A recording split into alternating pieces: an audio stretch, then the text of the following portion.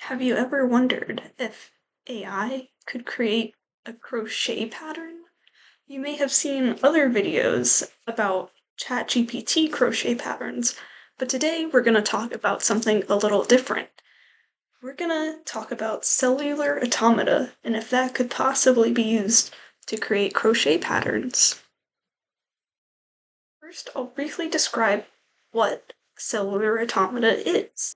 Picture in these visuals you have cells, so that cell is just one of the blocks. And cells have two states, in this case just active or inactive. The state of the cell will change based on surrounding cells, or its neighborhood. The two most common types of neighborhood are von Neumann and Moore.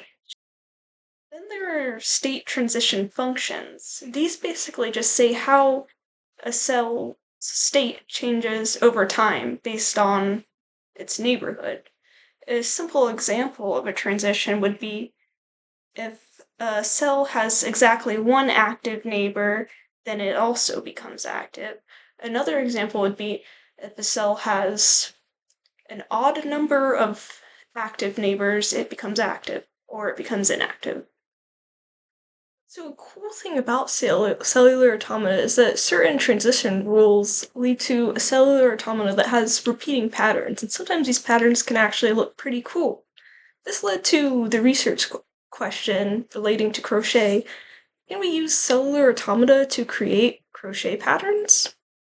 So first, one of my teammates made a script that would take on the user input on how they wanted to build their cellular automata, including what neighborhood they wanted to use, what rule they wanted to use, the width and length of the cellular automata they wanted to try out, the number of time steps. These are all parameters for creating the cellular automata. Next, my teammates gathered information on which rules, neighborhood, time step, size combinations made really pretty looking patterns.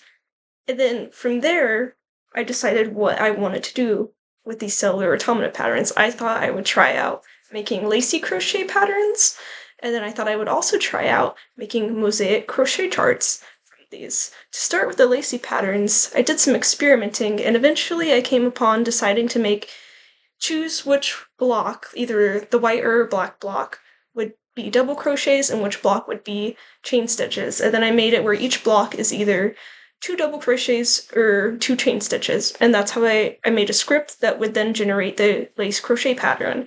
Here's a picture of the results.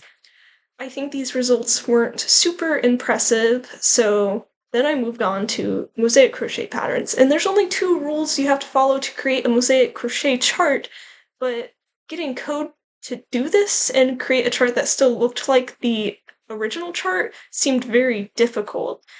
I feel like if I try to do this, I would end up with charts that are just alternating rows of black and white squares, or just all white squares or all black squares. So I did it by hand, which seems like something a human can actually easily convert many of these charts by hand to mosaic crochet charts, especially the smaller ones.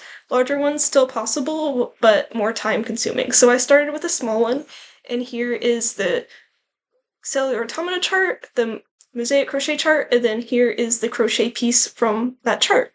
I thought these results were pretty cool. To conclude, more research should be done into making cool lace patterns, because I think with some creativity we could get better results. And then I think it would also be a cool project if someone could write up a script to make cellular automata charts into mosaic charts. Although I think that script would be very complicated. I'm not sure if this is a NP hard problem or not, but if anyone in the comments wants to let me know if they have any ideas, I would be happy to hear.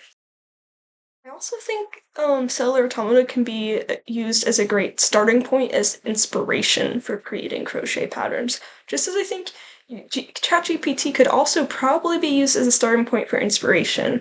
I think these tools are cool, but I think we're like a very long ways away from getting computers to be able to do what humans can do when it comes to designing things.